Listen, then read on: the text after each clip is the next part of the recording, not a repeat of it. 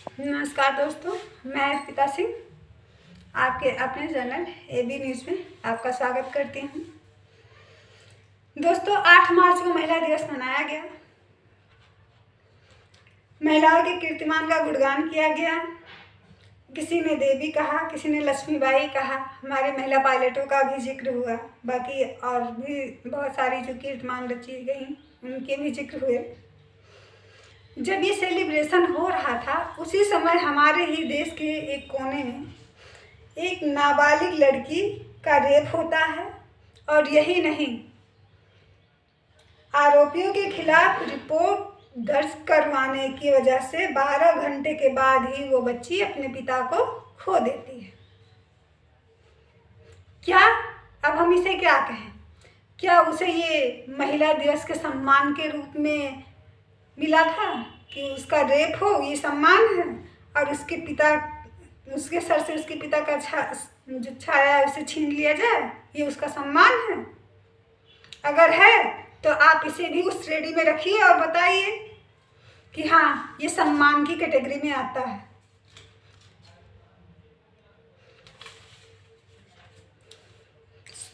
बात सोमवार शाम खेत पर गई किशोरी से गांव के दबंग युवकों ने अपहरण कर बलात्कार किया था। ये कन्नौज और कानपुर के बीच की बात है। वहाँ पे ये जगह है जहाँ ये कांड हुआ। उसी दिन, महिला दिवस के दिन, मंगलवार सुबह बदहवास हालात में वह घर पहुंची तो पिता ने कन्नौज में तैनात एक दरोगा के बेटे दीपू यादव, उसके साथी गोलू यादव के खिलाफ रिपोर्ट लिखाई थी। दीपू के भाई सौरभ ने इससे पहले पिता के दरोगा होने का रौब दिखाते हुए रिपोर्ट लिखाने पर बुरे अंजाम की धमकी दी थी। पीड़िता का मेडिकल कराने के नाम पर पुलिस रात भर उसे व उसके पिता को कभी घाटमपुर CSC तो कभी कानपुर शहर के काशीराम अस्पताल लाती भेजती रही। देर रात उन दोनों को फिर CSC बुलाया गया था। देर तक जांच व पूछताछ चलती रही।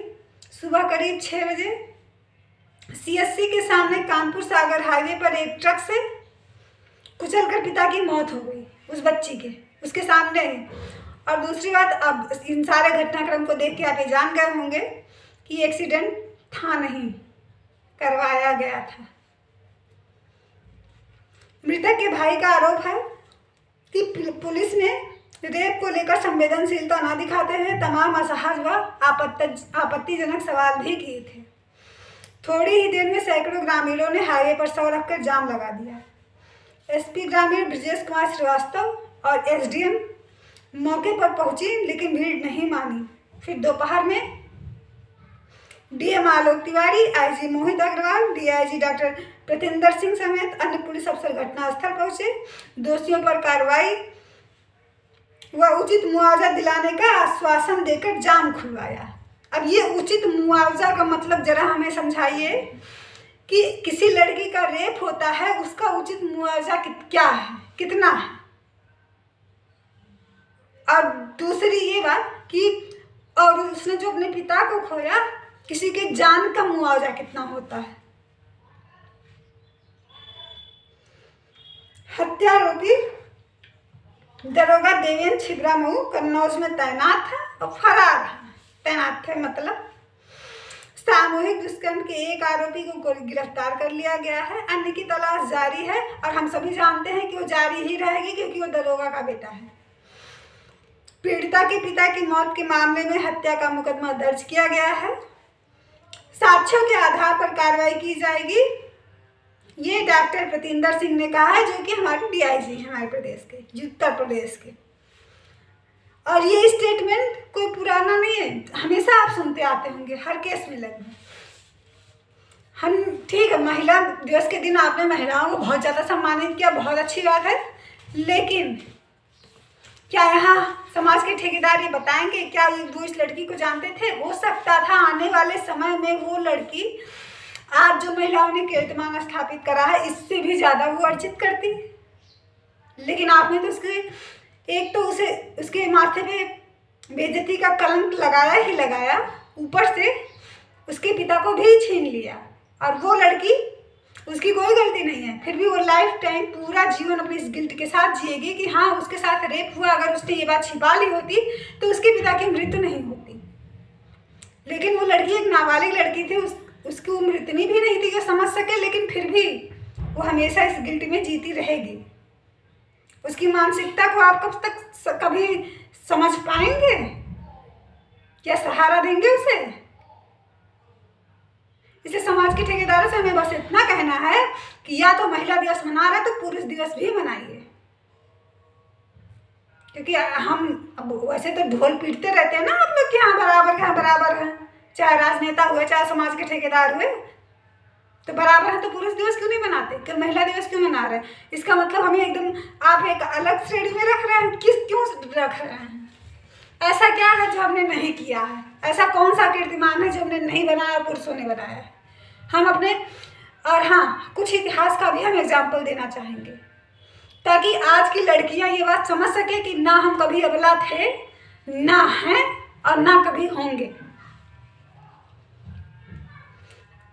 और इससे पहले मैं ये भी कहना चाहूँगी कि हमने पहले भी अपने वीडियो में कहा है, कई बार कहा है और आज भी कह रही हूँ कि हमें कोई दुर्गा काली वाली की उपाधि नहीं चाहिए। हमें बराबरी चाहिए, बराबरी का हक चाहिए, वो भी भीख में नहीं। जिस चीज़ के लिए जो मापदंड है वो महिला और पुरुष दोनों के लिए एक जैसा हो, जो उसका उचित दावेदार हो उसे वो पद मिल जाए। चाहे वो अगर पुरुष दावेदार है तो वो उसे मिले, महिला है तो महिला को मिले। हमने हमारी ये बात हो सकता है आप किसी को पसंद आए या ना आए, लेकिन हमने पिछले वीडियो में जो अंकित श्रीवास्तव का जिक्र किया था आरक्षण पे, तो अंकित श्रीवास्तव पुरुष है, मेल है वो, लेकिन वो उसके हकदार थे, इसलिए हमने उनका जिक्र किया था। इसलिए मैं निष्पक्ष बोल रही, ना ही मैं महिला होके बोल रही, ना ही पुरुष के लिए बोल रही हूँ। हमें आरक्षण नहीं चाहिए, लेकिन उस प्रतिस्पर्धा में महिला या पुरुष ना देखने के बजाय काबिलियत देखिए, जो उसके पात्र हो उसे मिले। और हाँ, अगर महिला दिवस मनाया जा सकता है तो पुरुष दिवस भी मनाया जाए, क्यों नहीं मनाया जा सकता? वैसे तो समाज में बराबरी का दर्जा दिया जाता है। याद करिए 1857 की क्रांति,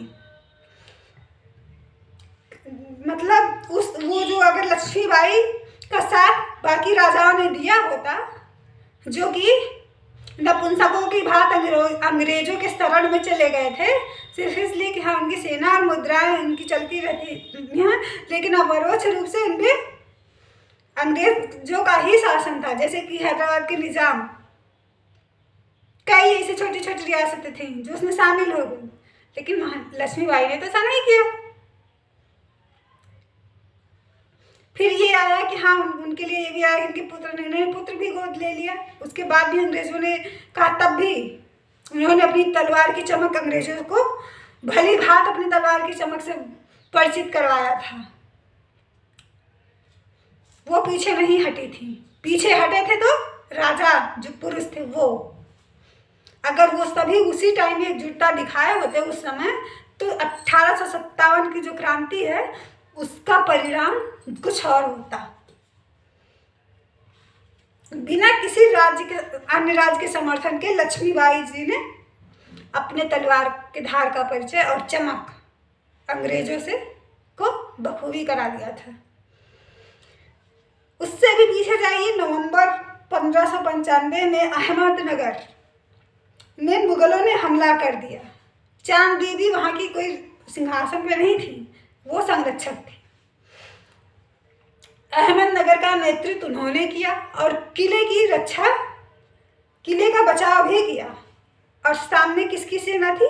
अकबर की।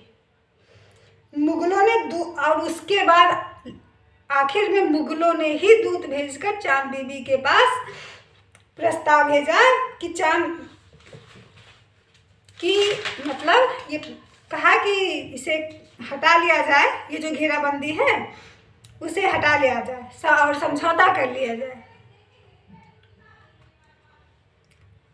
चांद बीबी के जो सैनिक थे, जाहिर सी बात है मुगलों के सैनिक बहुत ज़्यादा थे, इनकी संख्या में कम थे, फिर भी इन्होंने डटकर मुकाबला किया और किले को बचाया भी, लेकिन वो भूख से बेहाल थे, भूखमरी से बेहाल हो रहे थे। और वैसे भी युद्ध की सबसे बड़ी और अच्छी नीति यही मानी जाती है कि अगर संधि से काम चलता है तो यहाँ पे युद्ध नहीं करना चाहिए। और वैसे भी हमारी जो व्यक्तिगत जीवन है उसमें भी यही कहा जाता है कि अगर मित्रता से काम चल जाए तो दुश्मन बनाने की क्या ज़रूरत है। चांद देवी यहाँ पे कहाँ गलत थी?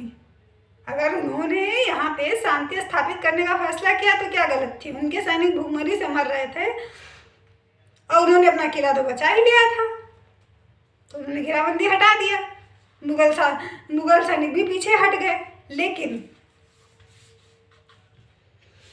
मुगलों को हराने वाली चांद देवी अपनों से ही हार गई। हमारे देश की एक विडंबना है जो हमेशा से रही है और रहेगी, और जब तक रहेगा तब तक हमारा देश कभी आगे नहीं बढ़ेगा। वो यह है कि जो सबसे जीत जाते हैं वो अपने ही करीबियों से हार जाते हैं।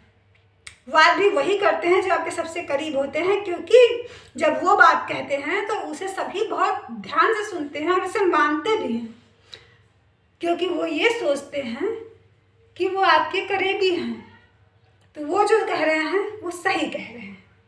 ऐसा ही कुछ खेल चांद बीबी के साथ खेला गया।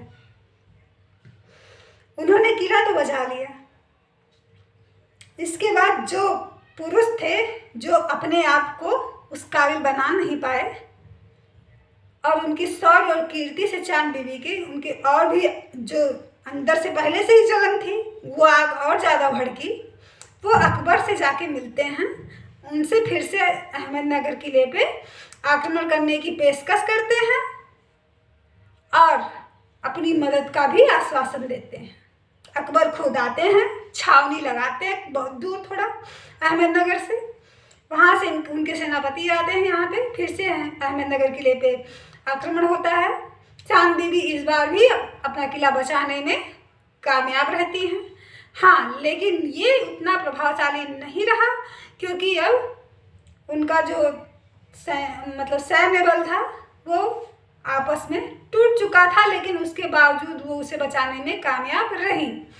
जब उन मंत्रियों ने ये देखा कि अभी भी चांद बीबी इसको बचाने में कामयाब रही, तो उन्होंने अपना दूसरा पत्ता निकाला और सेना में ये फैला दिया कि चांद बीबी ने मुगलों से संधि कर ली है और वो देशद्रोही है। और इसके बाद चांद बीबी के ही सैनिकों ने उन्हें मार डाला। मतलब वो क्रोध में आ गए कि हम लोग इतना लड़ रहे हैं और ये मतलब देशद्रोही हैं और उनकी संधि कर ली है, तो उन्होंने उन्हीं को मार डाला। लेकिन तब भी जब तक वो जीवित रही, अहमदनगर किले पे एक भी मुगल सैनिक पहुंच नहीं पाया। और उनकी जान गई ठीक है, लेकिन इतिहास हमेशा उन्हें याद रखेगा। इसलिए इन सब का उदाहरण हमने सिर्फ इसलिए बताया कि नारी कभी अबला नहीं थी, ना है, ना कभी होगी। हमें कुछ नहीं चाहिए विशेष, हमें कोई विशेषता वाली चीज़ नहीं चाहिए। आप अपने पास रखिए उसे, बस हमें बराबरी का मौका दीजिए। और बस उनसे इतना कहना चाहूँगी कि उतारो मुझे जिस क्षेत्र में सर्वश्रेष्ठ कर दिखाऊंगी। औरों से अलग हूँ दिखने में, औरों से अलग हूँ दिखने में, कुछ अलग करके ही दिखाऊंगी। दुनिया के इस कठिन मंच पर एक प्रदर्शन मैं भी दिखलाऊंगी। कठपुतली नहीं किसी खेल की, अब स्वतंत्र मंचन पर परचम लहराऊंगी।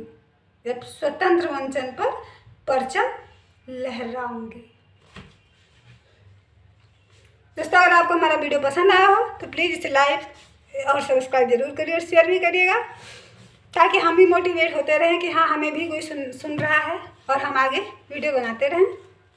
फिर मिलेंगे अगले किसी ऐसे वीडियो के साथ। तब तक के लिए जय हिंद, जय भारत।